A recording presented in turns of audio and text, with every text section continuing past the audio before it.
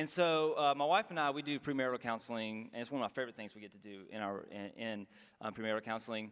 And one of the things that we do is our last session is usually on sex. And before we have that conversation, what we have is we have the couple, they sit down with one another, and they share all of their past sexual sin. And as you can imagine, that is like a really, really hard conversation because they're having to share with this person that they're wanting to marry all the ways that they have sinned against them sexually. And it's a really hard conversation, but it's also a beautiful conversation where we get to bring the gospel in. Because what happens in that conversation is the other spouse gets to look at this person and say, hey, I know all of your past sin. I know all the ways that you've sinned against me. And I still choose to love you, and I still choose to commit to be with you for a lifetime.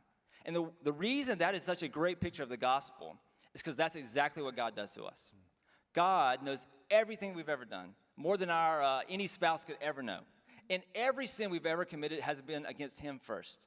And he looks at us and says, hey, I know everything you've done, and I still choose to love you. I still choose to send my son to die for you, and I still commit to be with you for eternity.